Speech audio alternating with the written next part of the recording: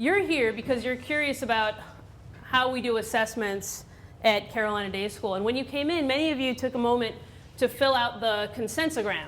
So if you would, just peek back there. And the two prompts were, I understand the role of assessments in learning, and I understand how assessments are used at CDS. And just eyeballing this, a little pre-assessment that we did with you, is that we see there's a kind of a range of where people are at the moment, and kind of skewing a little left. So hopefully by the end of our time together, we'll take another little check-in, and we'll see if you feel a little bit more skewed towards a stronger understanding. So, as Gretchen mentioned, we have this PA Present series. In addition, there's divisional conversations. We invite you to both, all, as many as you can be here for. Last time the PA Presents was about teaching and learning at CDS, which set us up for this conversation, which was about building and understanding student success through assessments. So, today's learning targets. And what I'm going to ask you to do as I read each of these is to make a little face to indicate how you would self-assess on this. Okay, so this is an activity that we do with kids as well. So make a face, yeah, I totally could do this, or like, this would not be easy for me. I can contextualize the role of assessments in a robust learning process. Let's see your faces. I see some smileys and some thumbs ups. Huh? We'll do it like this maybe. Yeah, okay. How about identifying types of assessments and articulating how they're used, how and why they would be used? Thumbs up? Okay. And then, to what degree are you able to describe the assessments at CDS? All right, great. Super. Today is a chance to talk about assessments, so you will have at the end of this, hopefully time permitting, a performance task to assess your level of understanding. So the performance task is to take one of these three learning targets and give a neighbor a 90-second elevator pitch. So I know some of you are ready to take notes here. But with a lot of learning, we want to make sure that for students and for you, that the objectives are clear and that there's a performance task to assess that understanding and give feedback. So here's the interactive, well, one of many interactive portions. Assessment. This is a big, hairy word. I was a little bit nervous about doing this talk because assessment is such a big, hairy word, and it means so many things to different people.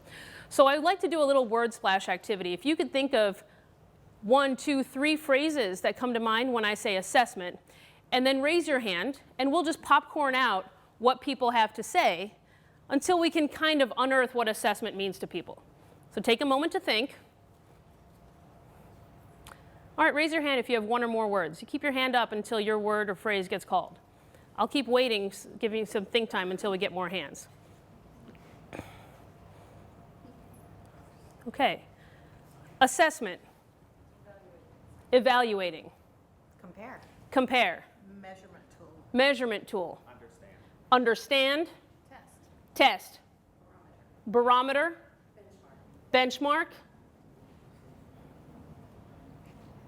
I did this activity with some new teachers at a summer institute this past year, something similar to that. And as with them and here, the word learning didn't come up. So it's just interesting to notice that as a culture, we don't think about assessment as tied to learning. But it's complex, and we're going to try to dig into it.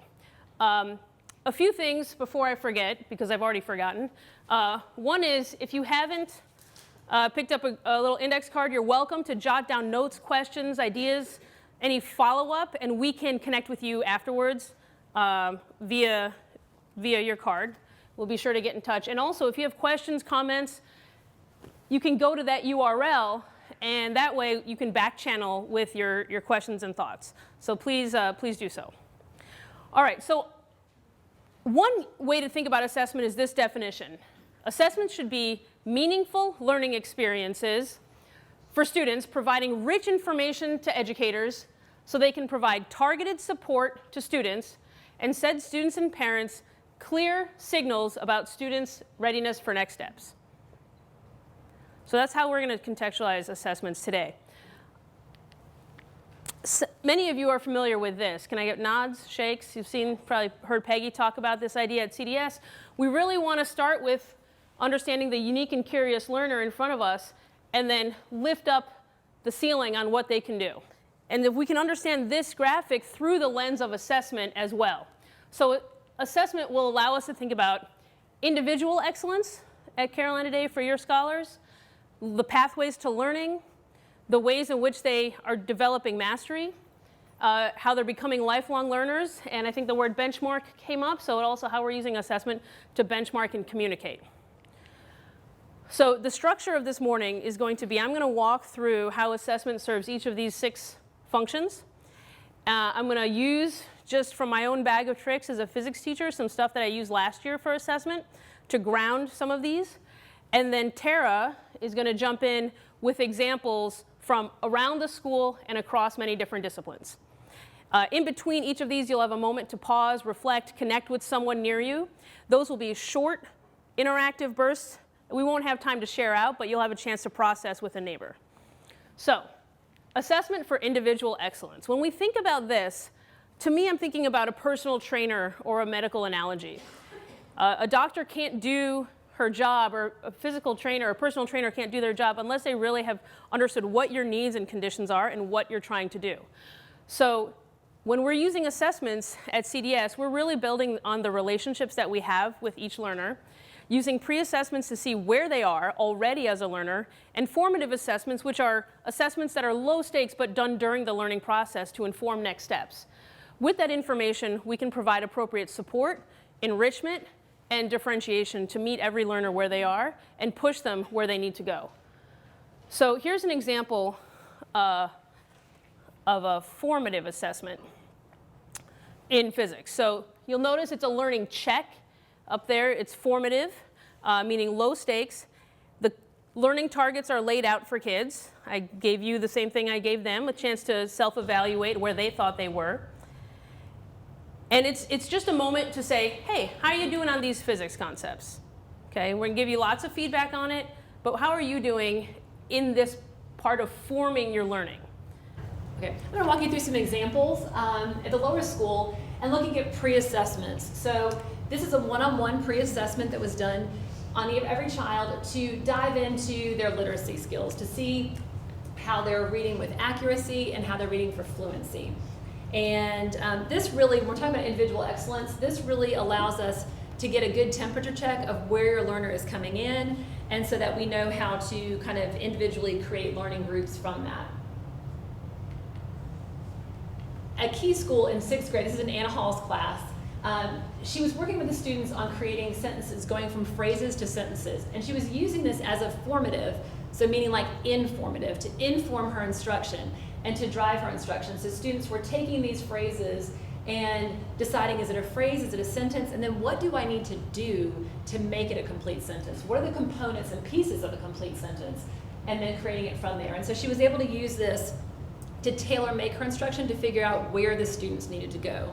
So that's how, in this form, that's how assessment was used. So far, hopefully, you're thinking about relationships, you're thinking about pre-assessment, formative assessment. With that information, we can, as Tara said, move kids' learning. So I'm going to give an example of how in a summative assessment, or an assessment in which we're at the end of learning, a learning period, we can give opportunities for all kids to be challenged at where they are and where they need to go. So here's an example from that same unit on acceleration. This is the summative learning check, or the summative assessment at the end of learning to see what kids can do. And there's a way to provide an opportunity for kids to achieve individual excellence, and there's lots of ways to do it, lots of creative strategies. Here's just one. So I put together a 13-question test or quiz assessment, whatever you want to call it, but each of the questions had a different difficulty rating, mild, medium, spicy, and because I had some pretty strong kids in the class, I had to write a few ghost pepper problems. So I gave the kids, they knew the format ahead of time, they had to choose 6 chilies worth of problems. So for some students, that was going to be 4 milds and 1 medium. And for some students, that was go for it. Take on that ghost problem, that ghost pepper problem.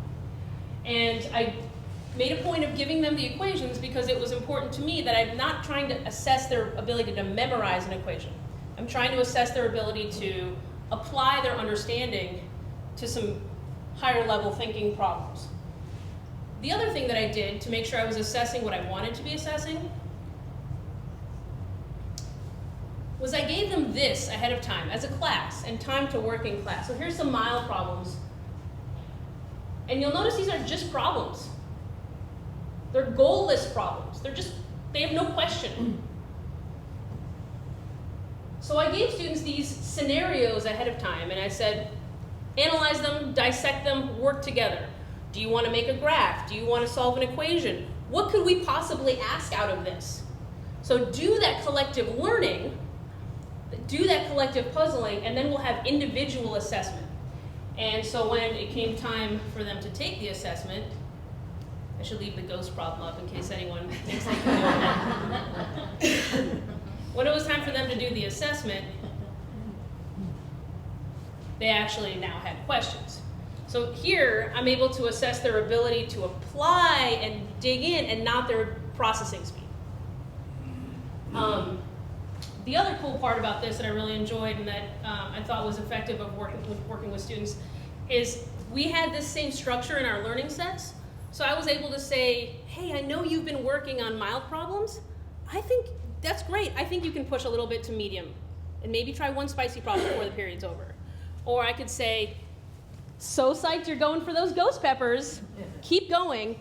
But I think you should start with the mediums. When you're feeling good with those, then push yourself a little bit. And so I was able to put that kind of differentiation in a sort of classroom learning setting and then build it into the assessment. And so when we're talking about individual excellence, it's knowing where kids are and then doing something with that. And so adding on to knowing where they are and doing something with it, this is an example of that. So the lower school, these are two examples of being able to take our writing prompt at the beginning of the year for our beginning of the year writing assessment. And we were able to, from that, respond and be responsive in our instruction and create enrichment writing groups. So we have a writing workshop group that's an enrichment class, and we're able to pull in the skills that they were working in from their beginning of year assessment. And the second example is a fifth grade group working on decimals. And what's great about this is where support can come in place, and we can respond in a supportive way and also have scaffolding. So for this example, looking at a whole number and looking at the fraction, the piece or the part after the decimal, that at first having some cue cards for that, and that those can be scaffolded and then removed. So being, again, responsive to the information at hand from their assessments and their work. And then, of course, at the Key School, how many of you are family members of the Key or have been before? Excellent, me too. And so we know the student roadmaps. So you received those in September, just a couple weeks ago. And on this roadmap, being able to really look at individual and grade level goals for the year and really create that individual pathway. And again, that being based on the beginning of year assessment, not that it was just thought of or like, oh, I met your kid and this is what I think about them, but that it's actually using assessment data to create that and to create that pathway. And then again, at Key, revisiting this and evaluating it in May and presenting that progress to parents and actually having that conversation on a journey throughout at your conferences. We're going to talk later about communication, about assessments and learning, and so at the end of the year being able to see that roadmap and also looking at post-assessment data along with that. So at this time, we're going to do a very quick connect and reflect.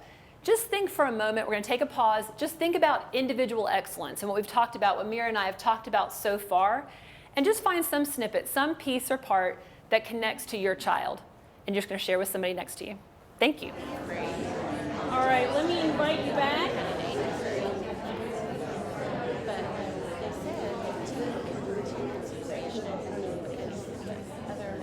All right, thank you for taking a minute to connect your learning to your own experience and your child's experience. Once we really have a sense of where each kid is and how we can support each of them and provide for learning pathways, we can actually use assessment to fuel learning. And there's two main things sort of in this category. One is the idea of a learning target. And you saw some of those on those earlier assessments. These are I can statements. They're explicit outcomes that drive instructional design and that can be directly assessed. So with these clear performance criteria, it helps students know where they are and what they need to do to get better. And when we write our sort of assessments and our instruction in terms of learning targets, it's possible to have opportunities for personal and deep learning because it's about what the kid can do with what they're learning. The other piece about having assessment as fuel for learning is rich, timely, specific, and actionable feedback. And you all know this from your everyday personal and professional lives. So feedback is the linchpin to decision making and learning.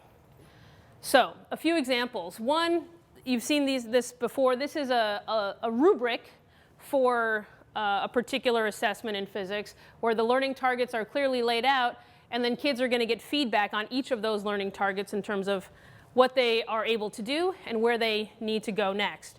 Some teachers are using a platform called Jump Rope to track that feedback.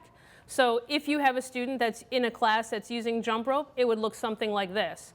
So with each of those learning targets, it may have gotten assessed several times. We can track how that student is doing on, for example, being able to use mathematical modeling to represent a physical scenario. And we can say over time on a formative assessment, maybe these low-stake ones, you were just developing your understanding, maybe you understood it this time, and then by the time you're really getting to the summative, you have a stronger understanding. So that's one way to look at feedback relative to learning targets. Another one, again, if your student's in a class that's using Jump Rope as a feedback platform, you might get a report like this. And so this is for one of my students last year who, as an example, connecting diagrammatic features of motion maps to actual motion and kinematics. On the formative assessments, he was really still developing an understanding. And on this 4-point scale, by the time we were getting to the summatives, he had really developed a pretty strong understanding. So this is a form of feedback relative to a learning target. Certainly there are other rich and instructive forms of feedback as well. Some of the other ways that we have feedback can also be peer-to-peer, so among students. And this happens all across the campus. This is an example from our 5th grade. There's an anchor chart to the left that was modeled for students to walk through the steps of how you provide feedback, and then through a glow and grow form. And you'll see some of these later in our high school as well. So shifting from even peer-to-peer feedback, also direct teacher to student and student-teacher feedback in a personalized way. So looking at this Google Doc and looking at this assignment, Susan White was able to, in our high school, was able to provide this timely, responsive feedback very specifically to the student's paper in 9th grade. And then being able to then take that feedback and create kind of that individualized roadmap again and being able to move the learner forward with the feedback. And I'll just say, when Susan does this, she's literally thinking, I'm having a one-on-one tutorial session with this kid right now. That's how she described that experience to me. So having that tutoring feeling and that conference kind of feeling, the intimacy, even though it's in a Google Doc, that intimacy of being able to see that timely response and feedback. And so now just take a moment and just thinking about this section on learning pathways, what is your biggest takeaway? What's something that you were able to take in this section? So do a quick think and talk to someone near you.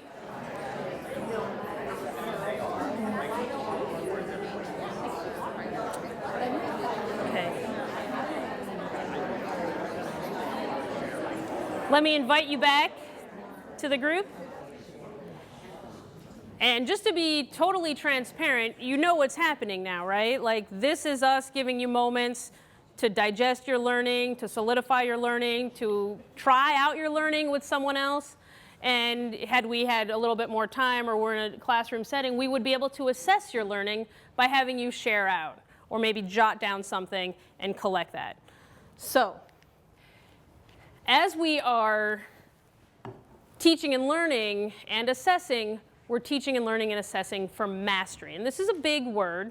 It's a short word, but it's a meaty word. And it's a word that we're using a lot at Carolina Day as we think about pushing scholars forward and getting them ready for college and life. I'm going to take a minute to unpack this word. So Grant Wiggins has this definition of mastery. And I'm going to just read it out loud and have you think about what words jump out or sit with you. Mastery is effective transfer of learning in authentic and worthy performance. Students have mastered a subject when they are fluent, even creative, in using their knowledge, skills, and understanding in key performance challenges and contexts at the heart of that subject, as measured against valid and high standards. So, what word or words jump out at you? There's a lot of words here. Just want to hear what's jumping out at you. If you'd raise your hand if you'd be willing to share. What are some words jumping out? Fluent. Fluent, creative. Fluent and creative. Creative. Yes. Authentic. Context. Measured. So there's a lot here, and of course for me all of these words jump out. And these are things that can drive our thinking about mastery. So, some examples. As mentioned, we're sticking with the physics narrative here.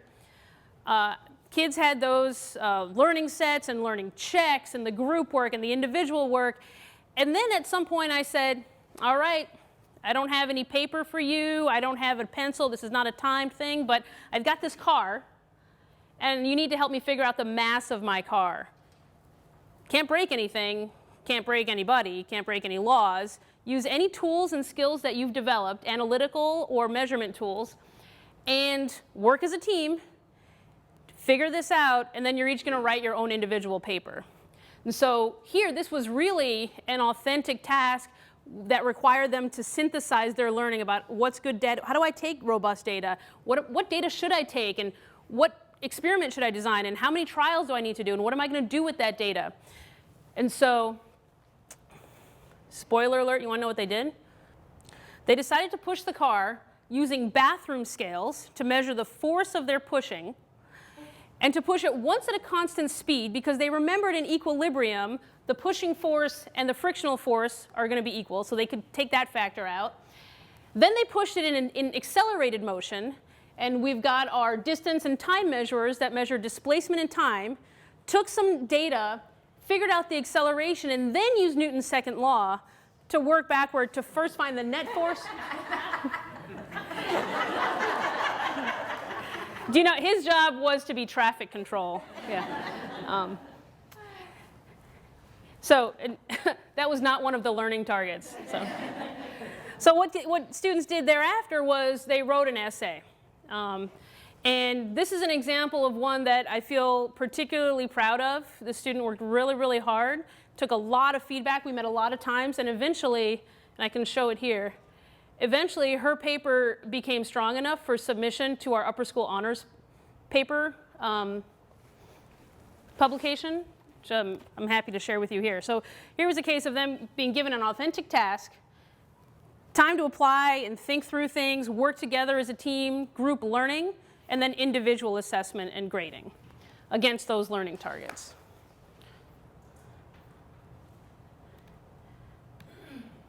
So, apparently these slides are out of order. Again, this is what I meant to say before, but now you have a context for it. When we think about mastery, well, I want you to think about both and. So when we talk about assessments, we need to have varied assessments. It can't be just tests or just projects. It can't be just in class or take home.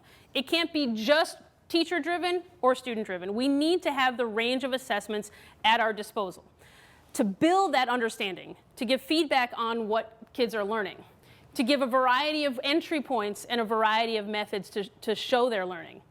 And when we're really assessing for mastery, when we've gotten through the learning and we're really seeing are they fluent and creative, as you said, in authentic tasks, we want to challenge them, and you've seen this lens of learning too, we want to challenge them to show their learning in a way that's purposeful and connected, generative and creative, an active process. And so we're looking for these opportunities of transfer, opportunities that have a low threshold. This means anybody can enter, but high ceiling, meaning no one's going to be limited by the task. Opportunities where kids have agency, ownership, where they're involved and invested, and again, where they're connected to those core competencies and targets. So we're in the middle of this head of school search right now, and I'm thinking, how are we going to know who is the right person for this job? Who has mastered these key competencies?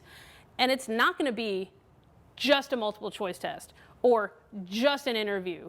It's going to be, let's look at your resume. We're going to call your references. We're going to put you in front of this audience and that audience. We're going to do everything we can to assess what you're able to do. And that's what we're trying to do with students as well. Who can read this? Does anyone know what it says? Who can read it and understand it? Who can read it and understand it? Exactly. Thank you. Miss Daniels, you can read it? I think there was an assassination. Yes. There was an assassination. There was a murder. There was a murder at the Grove Park Inn. And so this is Gail Wallace's, in the upper school, her Spanish class. And so her students participated and took part in a murder mystery. They used their vocabulary that they had learned and created in this very authentic, extremely engaged learning performance task. And along the way of this as well, they were doing regular quizzes of vocabulary and testing and assessing as they were going as well. But the students created, and Mary, you could probably talk more about it too, the students created characters and... Yeah, I got to be part of this murder mystery, So and the cool. kids were like, I can't remember the character's name, but Inspector Gonzalez or whatever, and they were all characters, and they were all in this murder mystery in Spanish, and they had to interview each other for clues, and where were you really when the dinner bell rang? And then to come up through that conversation to what were their clues and to write it down, and then to not only have a one-on-one conversation with Miss Wallace about what they think who done it, but they also had to write a composition. And guess what? She'll never tell. She'll never tell. And then the kids after Spanish 3, when this happens, are sworn to secrecy for for as long as that they're around. And so then it moved to being assessed on what you're doing with the language. Not just having the language and knowing the language, but what can you do with the language? And then these are some rubrics about the written piece, the composition of the part, and then also the conversation that the students had as well. And so Mira talked earlier about both and, that it's this and that. Here's an example in our mystery science in fourth grade, taking what would look as a very traditional end of course test. Having multiple choice, having short answer and long answer and response, and being able to show your knowledge. And this. So it's both. This is a performance task of being able to, again, show the knowledge in a hands-on way with materials and being able to represent and back with claims and evidence their support. So this is what we've been talking about, but it's this balance and this dance between this and this. And so I just think this is the coolest thing, because obviously I live mostly in the lower school, but it's been fascinating to learn more about, and I know about the Key School through a parent lens, but being able to see the middle school and the high school as well. So in this task, the students in whose class? It was Charlotte Green's class. So in Charlotte Green's class, they were told to go to the gym, and they were given this task. How many different ways can you climb up the set of steps as one step is added to the set? So again, this is a math class, and they're being brought over to the gym, and they're having to figure out, well, I'm stepping up these steps, and what do I have to do with this, and why is this happening? And it was about revealing the task of the Fibonacci sequence and how that is obviously a math term. You could learn it as just isolated in math, but the students took it to the next level. So they went in and did this experience and actually felt it on the ladder, felt it on the steps of the bleachers, and experienced it through their own selves, and then took that learning and took the knowledge and took that sequence and moved it into a piece of art. And then in the piece of art, having to show and support with claims and evidence and support that in their writing. And the piece says, my piece of Fibonacci art is an underwater scene, focusing on a piece of coral or some kind of underwater plant that is sprouting into lots of branches. My plant starts as one branch, then turns into 3, next is it at 5, then is at 8, and finally 13 at the top. I also have 21 bubbles in my scene. I have 3 ocean animals that are moving around and 1 big rock. The snail in my scene has a golden spiral in the shell. So being able to summarize and capture all of that learning and be able to support it in her piece of art. Denise, you see this in the magazine? Our 3D design challenge. If you have not seen it and you want to know more about it, please, we have some magazines for you. Please take this and you can read more about it. This is a design challenge in 8th grade. And what I think is great here is that obviously there's so much work that went into this about, it was about a sustainable design challenge, and you can read all about it in their interdisciplinary study, summative assessments. The part that isn't in this article that I think is really important is there were varied assessments all along the way. So there were varied assessments peppered throughout as these students were learning. It wasn't just about the big project, the big thing at the end. It was throughout the course of their learning to show what they know. And this also is not in the article. These are the learning tasks. These are the learning targets that the teachers were basing their learning and their thinking on for their students. When I was working with Tara on preparing the slides and so forth, she said, this is all great and everything, but like, we should have a student voice. I said, okay. So I emailed my former students. I said, hey, does anyone want to come talk with me at lunch? Just talk about assessment. I'd be really curious what your experience has been and what your thoughts are. And I also offered them pie. So 2 kids showed up, and I won't tell you how much of the pie they ate, but for 2 kids, they ate most of the pie. One student shared this reflection about, we talked for 50 minutes about assessments of all kinds. It was a really fascinating conversation to hear what students think. This kid was making a reflection on projects in general, and she references a project she did in physics where students were asked to take their learning about forces and balanced forces, equilibrium, and apply it to something. So she chose ice skating. Other students chose swimming, video games, whatnot. So let's see if I can get her voice for you here. But I do think other ways to test understanding through projects or through, like when we did the, like when I did the ice skating thing for that project, I feel like I understood it, and you have to apply it in a way, and you have to come up with how to do it, and you have to actually understand it, as opposed to just taking a test, and if you don't know a question, you can just not do it, or you just get it wrong, and then that's it.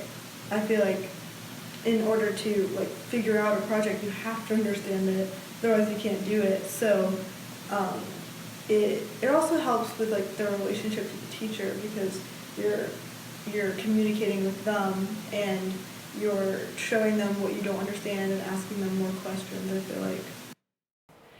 And so at this time, let's hit pause again and think about, so far, this can be kind of in all of our work so far this morning together, what feels different than when you were a student yourself? Kind of bring it to yourself. What might feel familiar? And then what piques your interest when thinking about this work, this talk about assessments? What piques your interest when thinking about your actual child, your specific child? If I may, I'll invite you back. So Tara and I knew that we would have to cut something, and I think we said we might have to cut this one part. So I'm going to go through it really quickly. And it was how we think about assessment as a tool to develop lifelong learners. So apologies for the brief overview. We can dig into it another time. But these are things that if you're a parent here, you've experienced in some way in conversations and conferences. Hopefully these are familiar ideas to you. The idea that we want students to develop this self-awareness, this ownership. In Key School, we talk about levels of independence and learning to learn. Thinking about assessing for scholarly habits of learning and giving feedback on those things, not just, oh, there's you worked hard at school, I'm going to give you a bump at the end of your semester grade. It's really, what are these and how can we support kids in developing these scholarly habits of learning? So as I said, I'm going to fly through this section. We do a lot of reflection throughout. This is an example of a glow and grow self-reflection that we have students do.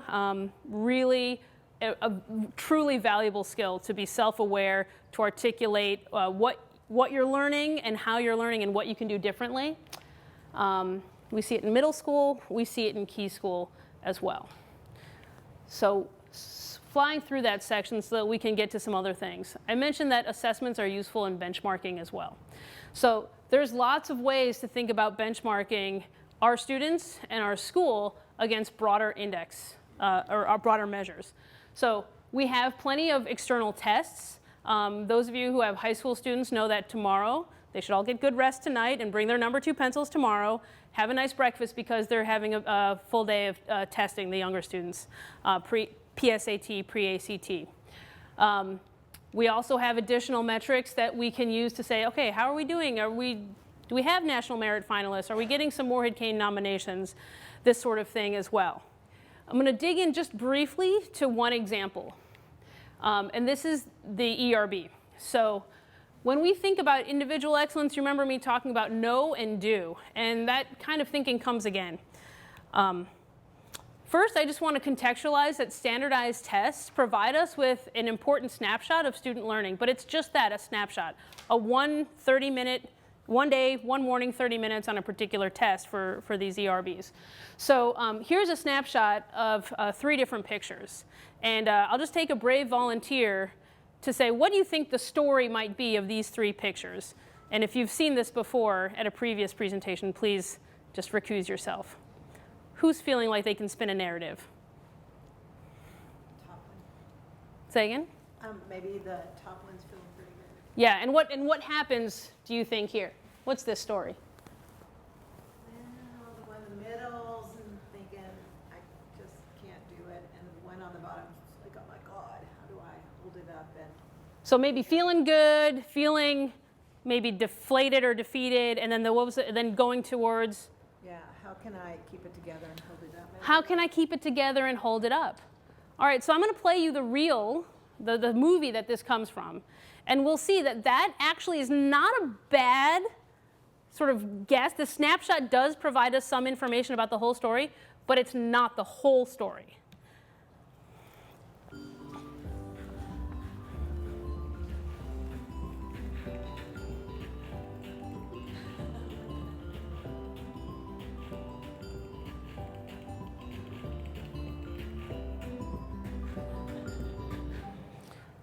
So too with standardized tests, right? It's going to provide a little sort of a check on the oil, a little dipstick, but doesn't tell you how your whole car is doing.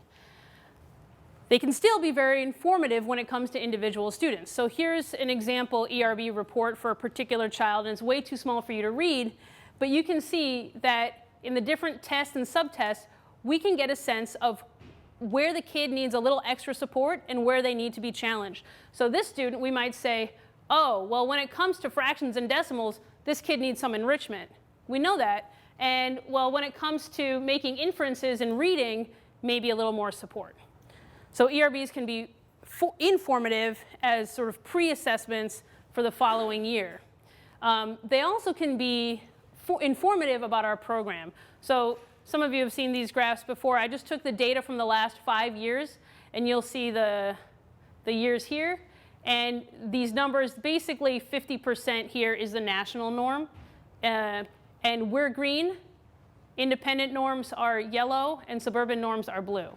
So we can look at our program as a whole and say, hey, when it comes to our students in grades 3 through 7, they're doing pretty well in vocabulary and verbal reasoning. And similarly with comprehension, reading and auditory comprehension. We're feeling pretty good about those things. We can also use this data to look at our program and say, we probably want to focus a little bit more on writing. So we're just under independent school norms there, so that's an area we want to work on, and math as well. So these sort of tests can be useful benchmarks for individuals as well as for our whole program, and we can look at that data and make good choices based on it. I was told that people are going to want to see this data, so here's the SAT for the class of 2019. So this just happens to be the 43 kids. So here's where Carolina Day is on the evidence-based reading and writing and the math, and then the sort of whole test here. And just to give you a sense of context, sort of all SAT test takers, we see the results down here. This is a little bit overwhelming to look at, so if it helps you to see on the CDS chart, here's the national, or sort of the all test takers average, and then on the overall one, here's where CDS is. Now, again, is learning captured through a single standardized test? No. Are all of our students fabulous standardized test takers? No. However, is this one metric that does matter in the world we live in? It is. So the other way we want to use assessment is in communication. And so that is communicating to learners about where they are and communicating to you as caregivers about where your students are and where they should go. So there's a number of ways to do that. Grades, we'll talk a little bit about that. Comments and reports, so at the end of the month, early November, you're going to get your child's first term progress report. It's going to be rich with narrative feedback. Please make sure you go through that closely with your child. Conferences will come up soon after that. In this case, on November 8th, is a chance to meet with the adults in your kid's life and extend that conversation from the reports. And transcripts. So at the end of high school, your child will get a transcript that in one page, if you can imagine, in one page tries to capture the learning of your child. There are problems in that when we try to distill kids down, complex, interesting, multifaceted kids to a single letter or number. However, we do that when it comes to transcript time. So I want to disabuse any myth that the transcript is changing or going away. It's very much as it has been and will be. When it comes to grades, we do see a progression across divisions from grades. So our very youngest learners don't get grades in terms of sort of like report card grades. They get lots of feedback. And then grades start in the lower school in 5th grade, and of course go all the way to 12th, and a little bit earlier in the key school. So I'm going to talk a little bit about mastery-based assessment. Some of you have students. Actually, how many of you have 8th graders? And how many of you have high school students? So some of you may have seen teachers using mastery-based assessment, and I've been asked the question, are we doing that all across the school, or is that like a thing or a mandate, or what's happening? And really, when it comes to grades, I'm making a dual commitment. One is that grades are connected and assessments are connected to learning outcomes, like you've seen those learning targets, and 2 is that grades are fair, consistent, supportive of learning, and meaningful. One way to do both of those things is through mastery-based assessment. So because this is maybe different than when we were in school, I want to take a minute to walk you through it. So when I was in school, a grade book looked like this, and also when I was an early career teacher. The grade book was a basket of different assignments. You had your Hamlet essay, you had your Civil War debate, you had your lab essay. And these were all averaged up. In mastery-based assessment, we instead align the grade book by learning targets. So we say, what are the main things that we want to learn? Making a strong thesis, backing it up with evidence, citing your sources, for example. So on the first assignment, which might be that Hamlet essay, maybe students in assignment 1 didn't make a strong thesis statement, had some success with evidence, but maybe we're not citing sources very well. But we're going to keep learning. We're going to keep growing. And so on the next thing, which might be a debate, where you also are going to make a claim in a different format, in the debate, awesome, you really took that feedback and now are able to make a strong claim and back it up with evidence. And there might not have been a citing sources piece here, but there was an oral presentation piece. And so as the assessments really collect evidence about learning, the gradebook is just aligned horizontally instead of vertically, in the sense that we're looking at skill progression over time as opposed to assignments over time.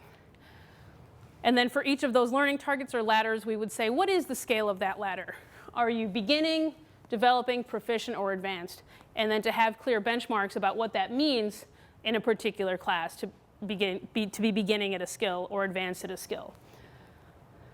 So here's another example of a learning target and a proficiency scale that might provide students a sense of where they are and really where they might go and how they might get there.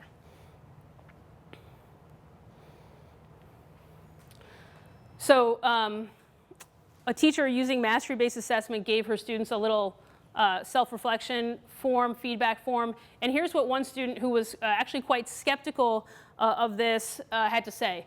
I really like the rubrics and the general grading system in this course. I think it offers a lot of room for improvement and growth in general, not just literary writing, but like research papers and other things. I also like how the grading system is really straightforward. I can easily see what I'm good at and what I need to improve. And then in that conversation, that's the students I was talking to, this was one thing that came up out of that. I also think it was helpful to have everything be reassessed, which we kind of did a lot of in standard-based grading, because you could really see the growth in that. It wasn't just like you take one test on one unit and then you forget about it. And I think, especially in physics, it's important that because you're building on each concept, but also like we did have separate units, and to be reassessed on everything was like you could actually see what you needed to improve on, but also how you did that and like how far you came on that. So let's do a little bit of tying it together. We talked about assessment as a way of really achieving individual excellence, knowing kids, supporting kids where they are and where they need to go. Having clear learning pathways that are outlined by targets and supported by feedback. Teaching and learning for mastery with varied and authentic assessments. The part we kind of skipped over, but having assessments be a tool for lifelong learning and learning how to learn. And a little bit about benchmarking and communication. So one more quote, which is from a CDS parent and alum that seemed to resonate with this topic, was this. At Carolina Day, as a student, I felt not coddled, but nurtured in a manner that allowed me to engage all the proffered objective technical mastery through the subjective lens of my own emboldened humanity. In essence, bringing myself dutifully to it as an acolyte, but then making it my own as I became an integrated young adult. That's good. I had to look up some of those words.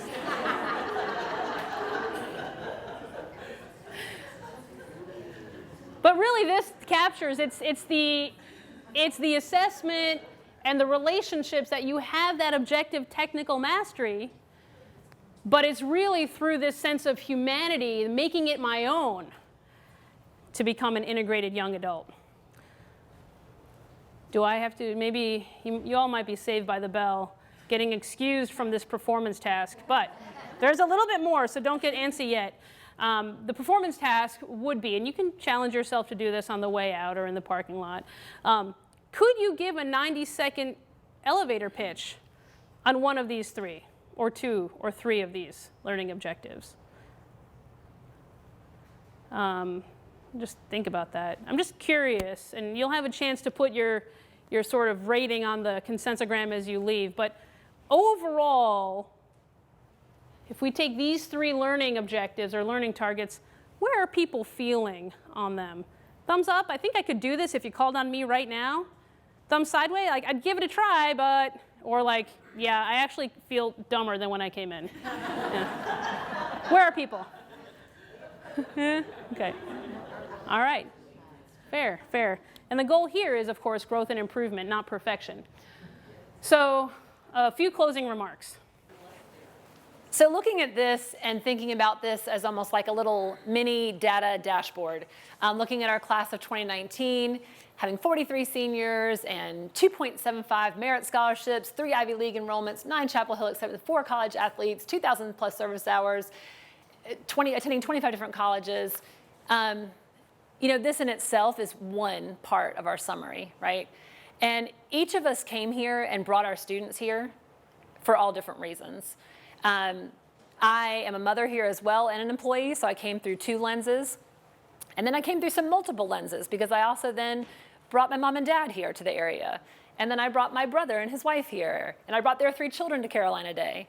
So we all have, and I noticed at homecoming, I was talking to many different families, and everybody has their different lens, their different reasoning behind why they're here and what their goal is, what they're wanting out of it.